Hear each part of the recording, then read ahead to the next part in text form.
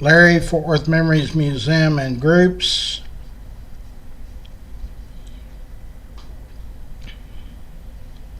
And Fort Worth YouTube at Fort Worth Memories. It is Wednesday, April the 30th, last day of April. There I am. And it's 6:52.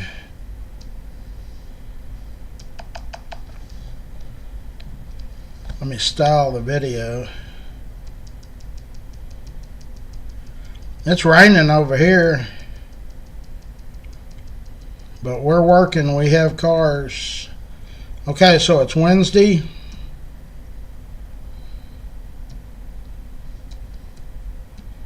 April 30th.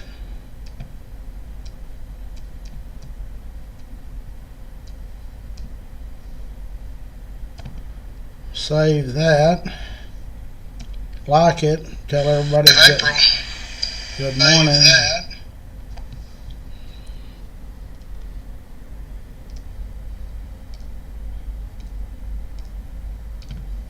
And we're going to share it to the internet. Memories, live videos, messages. Okay, here we go. George is in. Brittany's in.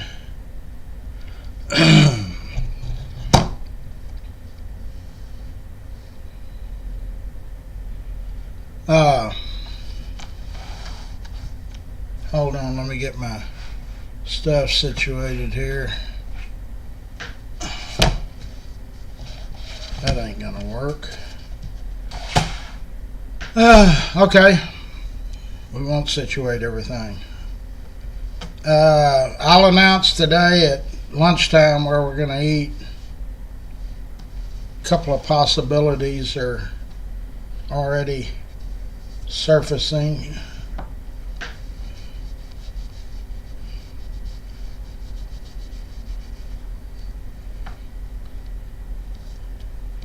Robert is in.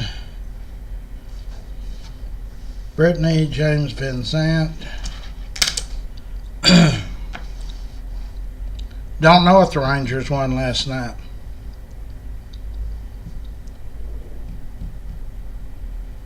I'm the wrong person to ask about the Deion Sanders kid. I have no idea what all of that's about. I don't know why everybody's making a big fuss about it.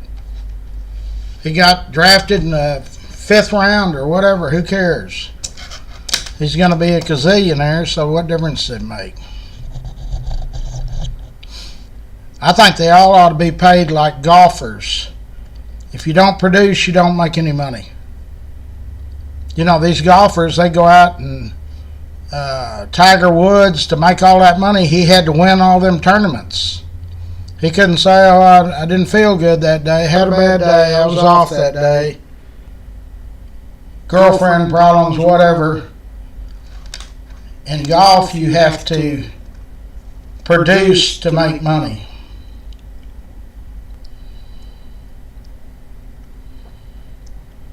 I don't really care if his dad would let him go to certain teams or what. They do that. NFL football is getting to be like wrestling. It's almost scripted. We got idiots like Jerry Jones out there that keeps driving all these conspiracy theories. Forget it. You know, in September or October, whenever they start playing, we can start watching it. Aaron's in, James is in. But it's getting to be just like wrestling. All scripted, all Hollywood type stuff.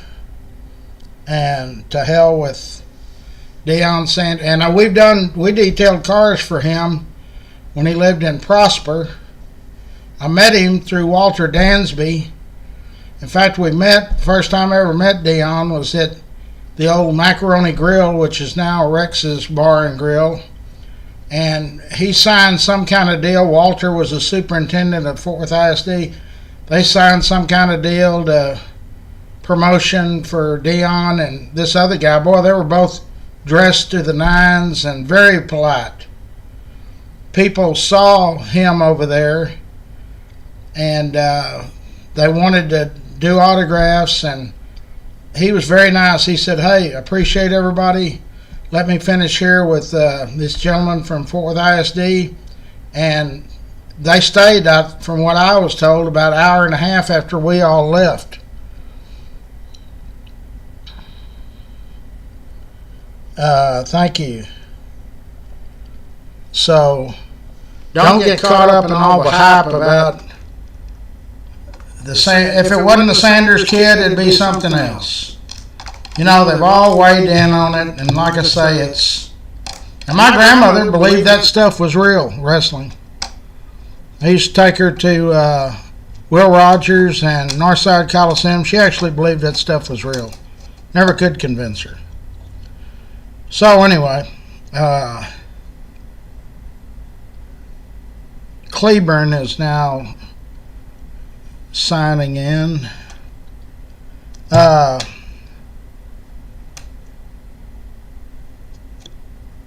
Yeah. I'll announce it at noon or somewhere around noon. Okay, Larry, this isn't Fort Worth, but I know you know the answer. What answer? I'm getting messages from all kinds of people. The slogan, "Come and take it," what was that about? Oh, you got about 3 weeks. You got to go way back. Texas was originally part of what was controlled then Spain. The Six Flags Over Texas is exactly what it is. There were several different entities that controlled Texas. But in the 1800s, the Mexicans had decided the Spanish people were taxing Mexico and trying to take over all of that, Mexico and the area that we now call Texas, and they weren't going for it. So the settlers here in the 1830s, the population of Texas was less than 3,500. Okay? Gonzales and Goliad were the most populated parts. The Texians is what I call them, were being harassed by indigenous Indians, okay? I'm not politically correct. So the government, the military, the government of Mexico said, "Hey, here's a 6-pound cannon, and you folks there in Gonzales can use it to fend off these Indians. Thank you." So time went on, and the Texians kind of bowed up to the Mexicans, which is what true Texans really do. We kind of have that, hey, it's ours, you don't like it, come battle us over it. So on October 2nd, 1835, there was a contingency of 116 Mexican dragoons, soldiers, battle-hardened soldiers, that start marching to Gonzales, or they're right at the steps of Gonzales, and they want the cannon. They said, "We came for the cannon. We told you it was only going to be loaned to you." There was 18 guys in Gonzales that stood up and said, "We're not giving it to you. You know, y'all might as well turn around and go back to wherever you came from." So while the Mexicans were trying to decide if they had to send by horseback to get the word back, finally came back to Santa Anna, who had risen through the ranks of the military to become the head guy over there in Mexico. Antonio Lopez de la Santa Anna. He sends word back to the troops and said, "Hey, there's not anybody there to stop you. I'll take the cannon and bring it back." Well, in about the 24 or 36-hour period from when this first started, other Texians came to help the 18. So before the first shot was even fired, there was more Texians than there was Mexicans.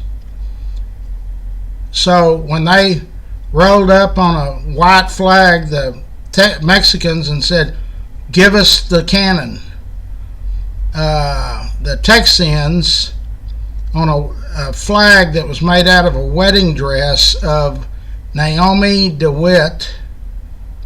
There were some women in this compound, and they had either stitched, they had to have stitched, there wasn't any Marks-a-Lots back then, said, "Come and take it," and drew a picture of the cannon. It was a crude picture, and the Texians fired the cannon. Mexicans started running. They chased them down. So that was the Battle of Gonzales was the first battle of the Texas Revolution. It was also a battle cry, "Come and take it." There was two very important battle cries for our revolt. That was "Come and take it" and "Remember the Alamo." So there was a siege of Bayard on December 2nd of 1835. Then we're at February of 1836, February 23rd. Either 189 or 253, whichever historian you want to believe. I really think it was 189. Volunteers defended the Alamo. The troop size of Santa Anna over the 13 or 15 days swelled to 4,000 or 5,000. Some people say 6,000.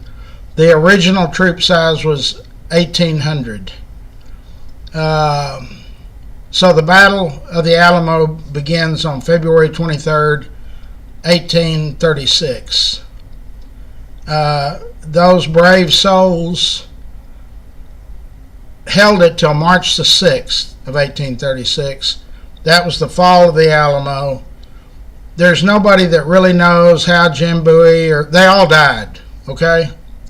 So if you just go with the lowest numbers, 1,800 against 189, and we held them off for all of those days from February 23rd to March the 6th, and that was an old mission. It wasn't a fort. It didn't have big walls. There were some walls, but the Texians, we owe everything to them. So we got defeated. We got the hell out of there. There was nobody to get out, but March 27th of 1836 was the Goliad Massacre. That was the Texans that massacred the troop size of the Mexicans. On April 21st of 1836 was the Battle of San Jacinto, basically where La Porte, Texas is. And it was the final battle. The Mexicans had 1,360 troops against 907 or 8 or 10, let's round it off, 900 Texians. Again, some of them were militia, but most of them were volunteers. The battle lasted 18 minutes. 18 minutes. Of the 1,360 Mexicans, 650 were killed, 200 and a few were wounded, 300 captured. The Texans had, we'll say 900. There was 11 killed and 30 wounded. they captured Santa Anna, had him in chains. After 3 weeks, he signed a peace treaty, which basically gave Texas to us. So those two battle cries that you see when there's a skirmish of some sort, and a lot of times these people that I guess we can call them white supremacists, they fly that flag, come and take it. And it means, I'm sure it means something to them. It didn't mean anything to them like it meant to the people, the settlers here in Texas. That's all they had. Hey, we got wiped out at the Alamo. And then the slogan was, remember the Alamo. Every time they bayoneted or shot a Mexican, almost every one of them hollered that. So who knows where that flag, the original flag, is? There's several places said they've got it. Naomi DeWitt, it was her wedding dress that they chopped up the long part of it, and it was white. And they had to have crocheted or somehow. Somebody told me one time they used like charcoal. I don't believe that. But that's all they had to go on. I mean, we were outnumbered. There's no way we're going to win. The 189 at the Alamo, they knew it was over before it started. I always try to tell people the Battle of the Alamo and 9/11, those firemen and first responders that went up in those buildings, they had to have known, this is it. I'm not coming out of this. Not one person from the Alamo, not one person from 9/11 backed off and said, hey guys, I'm a chicken, call me whatever, I'm going to take my 401 and go be with my family. Not a one.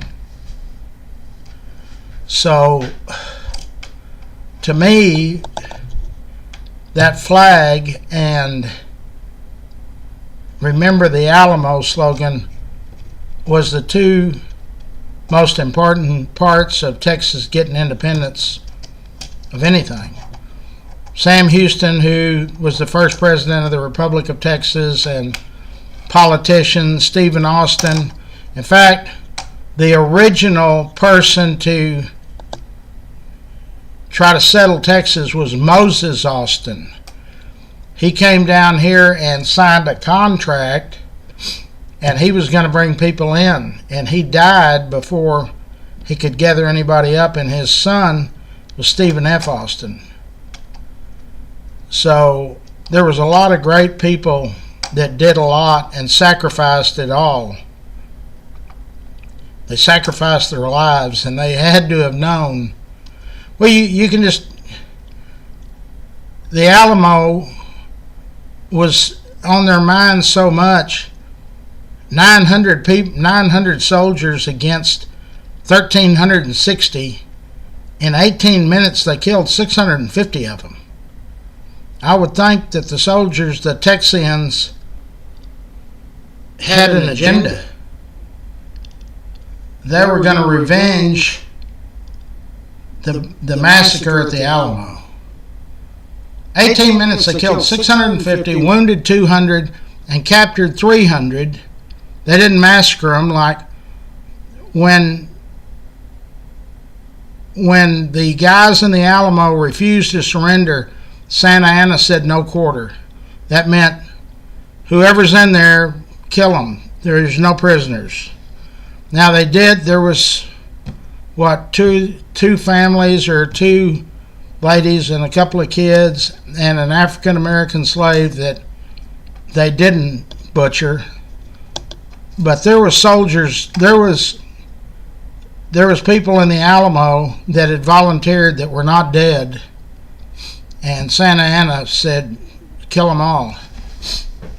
Well, that was probably a huge mistake. I always tell people, here in Texas, we've got a long memory. we don't give up, we don't quit, and we remember what happened to our parents and grandparents and their parents. And people can say what they want to say about me or my thoughts on that, but I'm 100% behind those Texians that revolted. Spain tried to just control whoever was here and tax the hell out of them. Mexico tried to do the same thing, and guess what? Just a handful said, no, not here.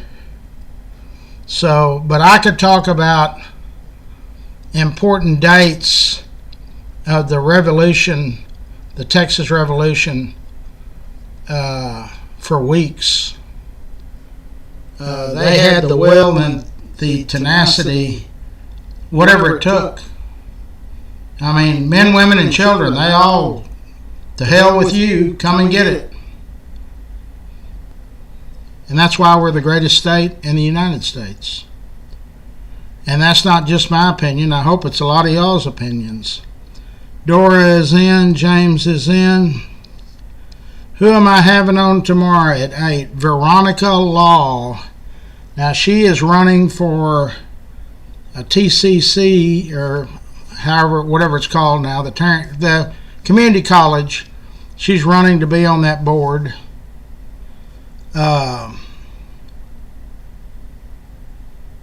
And she sent me a thank you. Is there any questions I always tell people, we don't give you the questions so you can figure out the answers. We ask the questions when you get here.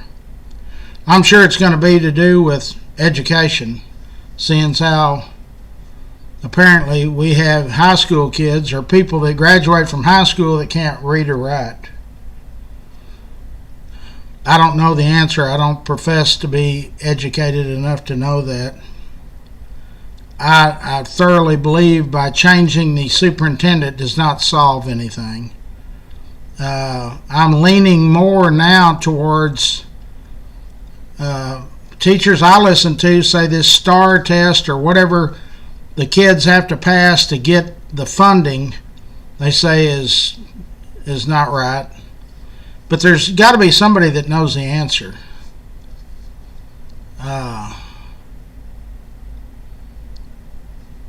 So we'll just have to move forward. There's always an answer. People another hot topic is the homeless. How do we fix that? We're not letting people panhandle. I've told people forever how you can fix all the shelters and all of that. How's that, Larry? Pick them all up and put them to 6300 Camp Bowie Boulevard and it's fixed overnight. You can say that's not possible. It is possible. City, go out there and start a homeless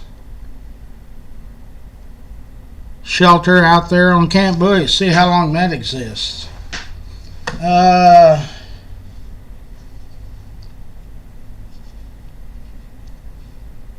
Did I take what? I've got everything, I think. Hold on. That briefcase, that Christy, one of my granddaughters, that's an old brief. That's when I carried a briefcase. I don't carry that anymore. Thank you for asking. That was weird. Anyway,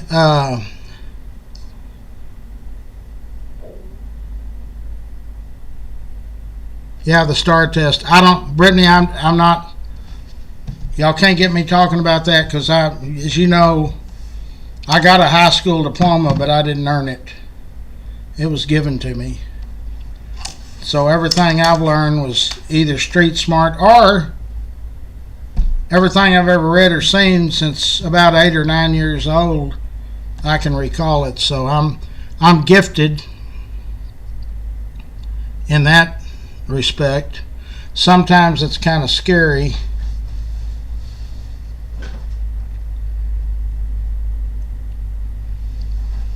I'll deal with it when I get home. I guess somebody got in there and opened up a briefcase. I don't know how they could open it. I think it's got a combination. I ought to put that up in the closet. There's not. What she's worried about is there any guns in it? No, there's no guns in it. So yeah. And you know the story I just told you about the battle of Texas for Texas. I bet out of 100 people, there's not 10 of them that know that story. Adults, children, whoever. And I think that's sad. But we fought for everything we got, and we had lots of people that paid the ultimate price. The 189 at the Alamo and the other little skirmishes, there were skirmishes all over.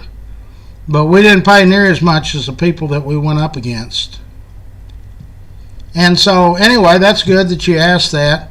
I've always had this inkling to find the wash basin bowl that Santa Anna carried with him when he was in battle. It was made of 1,000 Mexican silver dollars. I show it all the time on the group. In 1936, which was 100 years after Ephraim Daggett got that, he took it from him. There's a picture on the memories group. Just put wash basin bowl and it'll pull it up. So there's two pictures. One of Josephine Ryan, who her great grandfather was Ephraim Daggett, and the other one is of Josephine Ryan and Amon Carter Sr. standing in the log cabin that used to sit at Amon's ranch, but now is in Log Cabin Village, the cabin that Cynthia Ann Parker was kidnapped in. So I've always wanted to know where that wash basin bowl ended up. So yesterday, I've got more research material than the library, I believe. Or if not, it'd be close. So I knew I had this. This is the origins, the lineage of Charles Bigger's Daggett family of Fort Worth. And so I was reading it, and lo and behold, it talks about, where is it? Other records say that at the beginning of the Mexican War, Daggett joined. Daggett is the one that actually captured Santa Anna. And it says on one encounter, he captured General Caliente and Commander General Santa Anna. And another time he captured Santa Anna's coat, cap, that's a feathered cap, epaulets, and silver wash basin bowl, and came near to capturing the general himself on that occasion.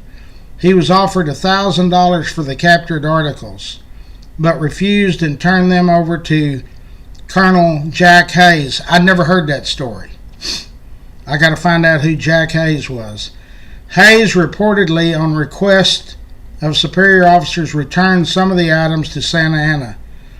Other family history relates that the uniforms were sent to Washington, D.C., and it is verified that the silver wash basin bowl stayed in possession of Daggett and later his stepdaughter.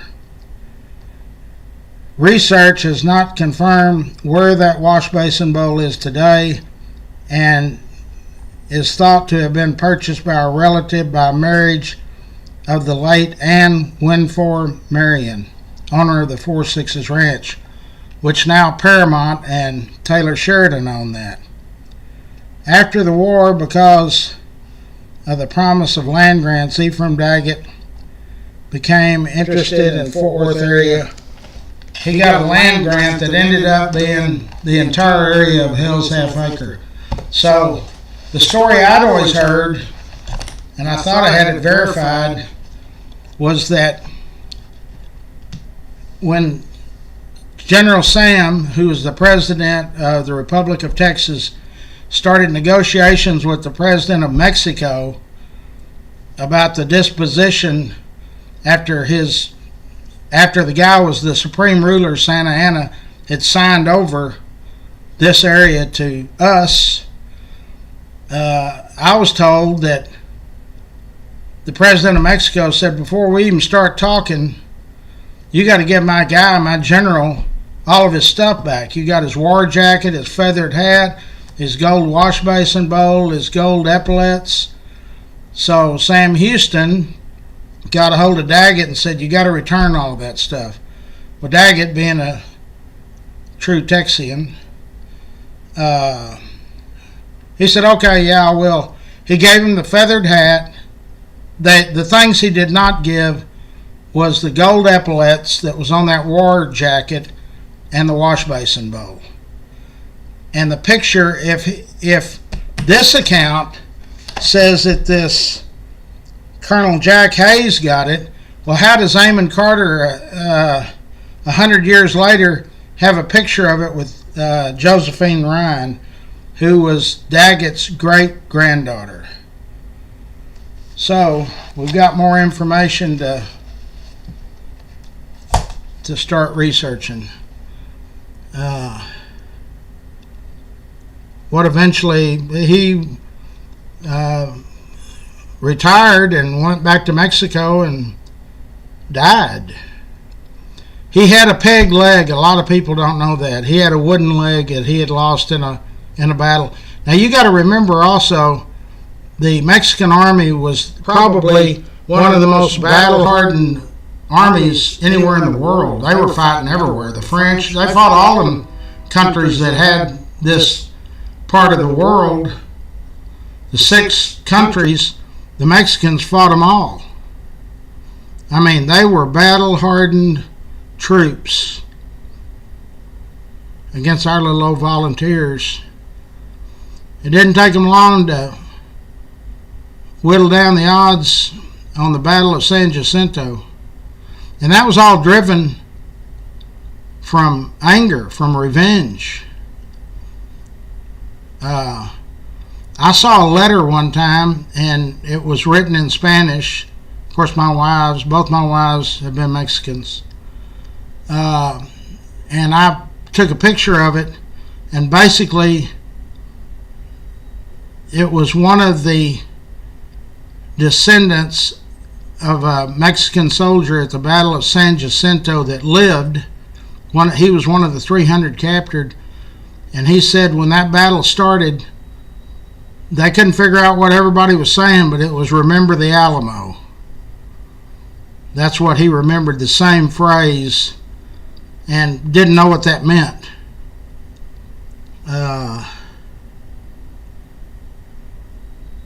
Yeah, Cinco de Mayo is coming up. But no, there was a lot of blood spilt for this great state that we live in. And history always is intriguing to me. I don't know why we don't teach it in school. That's one reason our students aren't. You got to make history or schooling interesting. So if you're a math teacher, English teacher, or whatever, if you somehow interject how Texas became Texas, it'll capture the imagination of the children. And I think the best grades is 3rd, 4th, and 5th, to where they get hungry for the information. People always ask me, how did you get started on this mission you're on? My mother lived next door to the Lipschitz family. The Lipschitz family owned Zales and West Texas, Zales Jewelers and West Texas Produce. When they would have their family meetings, their attorney, Abe Herman, who was Marty Herman, who's still alive. Marty Herman's a lawyer. His dad was a lawyer. He could not be present in the house during the family powwow, so he would sit outside. There was a kind of a garden area, and my mother's house was right next to it. and I was a youngster, and I used to always ask him questions about how the Zales started or whatever. And on one occasion, he brought me a couple of deeds that dated back to the 1800s here in Fort Worth. And I just, in between my gangster life and sobering up every day, I would read those, and I just got the bug. I said, wow, this is pretty interesting. So that was probably 50 years ago. And just a couple of years later, I started on buying stuff that had to do with Fort Worth or Tarrant County. So, but yeah, there's very few people that ever talk about, they're not knowledgeable enough to know. I have people tell me, come and get it, come and take it. Where'd that arrive from? They don't have a clue. And it was originally 18 men that said, hey, we're going to stand up. I don't care how many they send. They're not getting the cannon. And within 24 hours, the word spread to different communities and settlements. And within a few hours, they were 140 strong. And they outnumbered the Mexican army. And they fired that cannon and volleys of rifles, and Mexicans took off.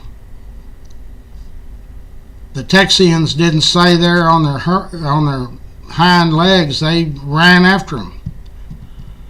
So within a short period, a year and a couple of months, we fought and died and won the independence of Texas. There's not many states can say that same story. There's none. There's no state that can say that same story. So, when you go to bed at night, say a prayer for those brave souls that gave us what we're here. I'm sitting on property that would possibly be owned by the Spanish or by Mexico. We'd have to all be learning Spanish instead of them learning English. And it was because of a few. 185 at the Alamo and 140, so less than 400 against unsurmountable odds.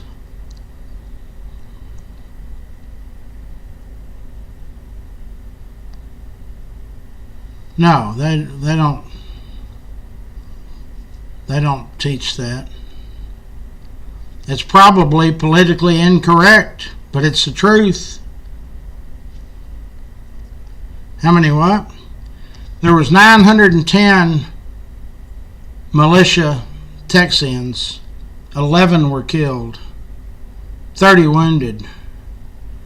Against 200 wounded of the Mexican army and 650 killed. And all that happened in 18 minutes. Short and sweet. Let's do the sponsors.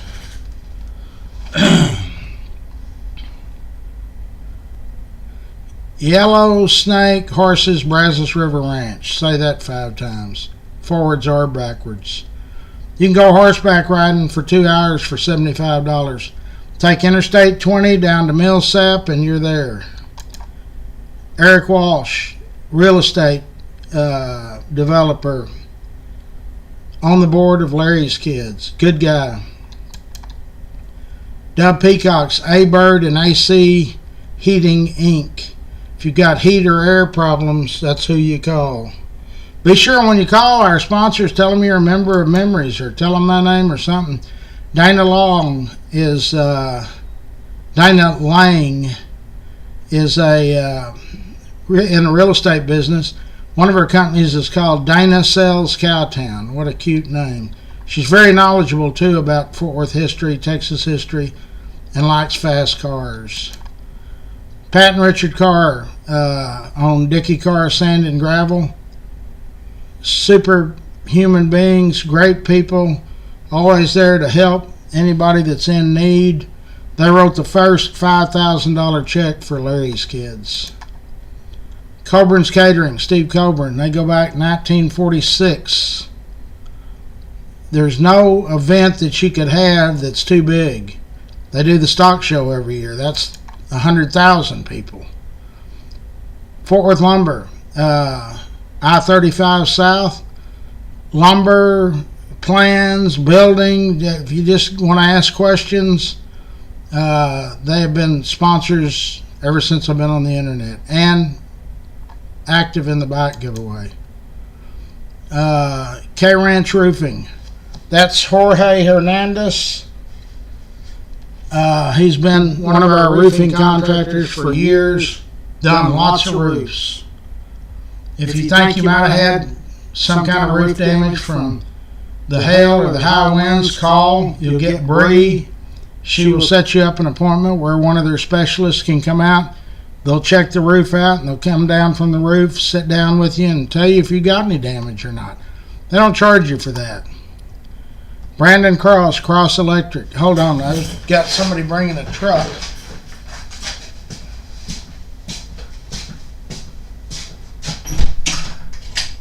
Hold on.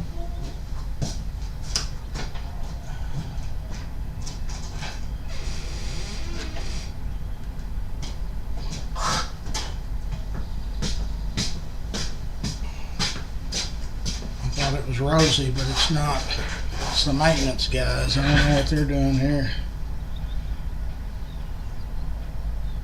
Do what?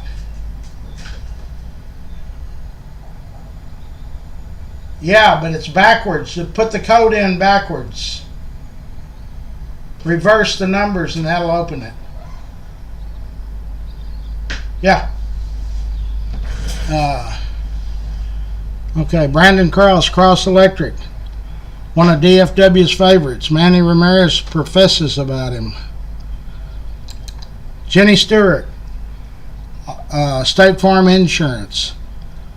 All I'm asking is you give them a call and see if you can save some money by using Jenny. Old South Pancake House, 24/7 on University. The Burleson location closes at 9 or 10 at night. Optimus Club of Fort Worth, they are headed up by Jeff Norman.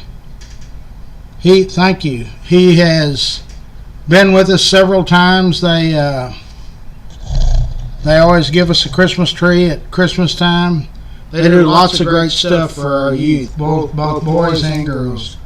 Charlie Guerin on the board of Larry's Kids.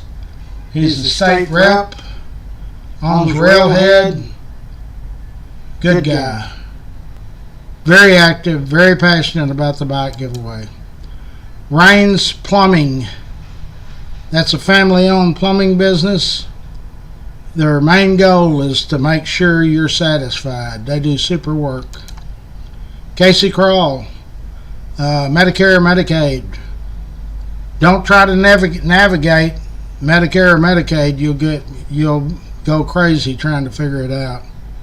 Call them. They'll meet you at your place, their place, or somewhere in between. Tri-State Dent, paintless dent removal. Door dings, hail damage, minor dents, they fix it all. Jason, they'll come to you. Rex's Bar and Grill. If you've never gone inside that place, it's the Taj Mahal of sports bars. It's the old Macaroni Grill. It's on the same parking lot as Old South on University. Swartz and Hanson, architectural sponsors, very active in the bike giveaway. Long Roots of Fort Worth, go way back. Stroud Auto, Danny Stroud and his wife, they're second generation. I actually bought parts there when I was 15 or 16 years old. They're in the Haltom City or Riverside area. Feltz Family Auto Care, Mike Feltz and his family are in the Burleson area. And they told me a few months ago they're thinking about expanding to another location in Burleson. G2 Garage, White Settlement area. Chris and his team over there are ready, willing, and able to take care of all of your automotive needs. All you got to do is drive over there or call them. Dickie Carr is Richard Carr's nephew. He owns Grateful for Your Trees. I've seen a lot of trees that limbs are hanging down and all of that. You need to just call Grateful for Your Trees. He'll get out there with a crew, or he'll come out first and y'all can go over what needs to be done. Everything to do with trees is what they do. Plus all the rest of that stuff you're looking at. Give him a call. He's a good guy. He's a great guy. Fort Worth florist Jeanette and her team, they're ready, willing, and able to send flowers anywhere in the world. You don't have to go out to them. Call 817-244-2345. Alpha Design and Build is Lance Sanders. He does commercial and residential work, remodeling, or they'll put a second story on your roof or on your house or your building. Scott is our IT guru. Hey, he can build you a website or technical advice, whatever. Clay Winstead, Winstead Paint and Body. I've been doing business with the Winsteads 40 years. They are on White Settlement Road, 1 block west of Roberts Cutoff. Don't forget our puppies, dogs and cats, best friends. Always happy to see us. Make sure they've got, in these summer months, that there's plenty of fresh water, something to eat, and a cool place to sleep. And if you see animal abuse, you call in on them, or hell, call me. That's one thing. Kids and animals, that's a no-no with me. Don't even attempt it. Okay, I hope y'all enjoyed the Come and Take It. That tenacity still lives in a whole bunch of us. You can push us to the limit, but when you get us to that limit, you better back up, because we're coming out swinging. And not ashamed to admit it. Okay, help me find that wash basin bowl. I just want to take a picture of it. Some influential family's got that in a closet somewhere, hidden, and don't even know what they've got. They don't even know what it is. It was made of 1,000 Mexican silver dollars. I'll show you a quick picture. You just go to Memories and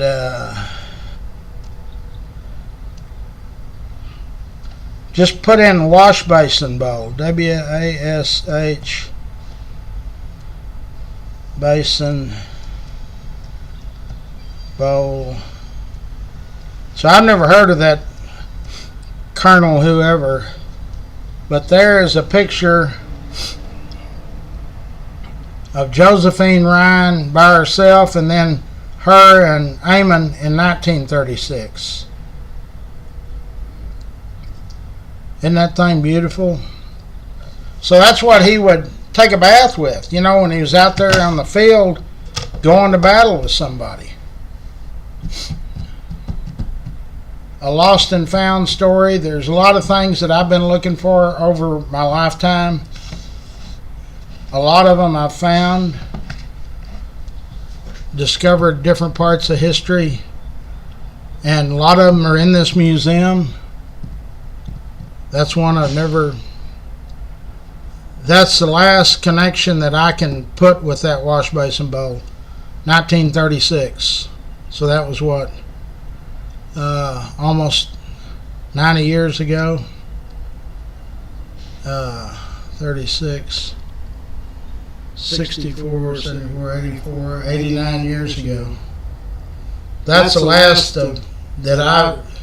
Betsy thought she had it hunted down to somewhere around San Antonio in a museum, but that's not. If the state had it, they would display it. So whoever has it does not know what they have.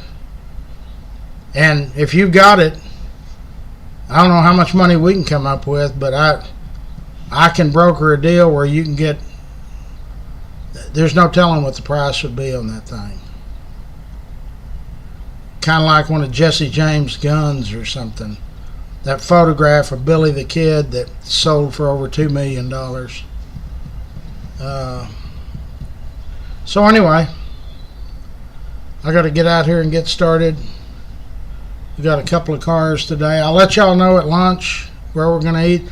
I'm trying to find someplace a little different than we've been to. Love you too. So be kind to your neighbors, show respect. Don't forget, you can't vote now. Early voting's over. Saturday is the day. I made a post. Maddie got over $1 million in her war chest. And I don't think whoever's running against her has any kind of a chance. That's hard to believe. A city mayor's race got $1 million. Michael Crane's got like 700,000. And all we could amass is 80 or 90,000 for the first year of Larry's kids. I want that thing to go over. I hope it goes to 150,000 this year. Okay, here we go. I'll talk to y'all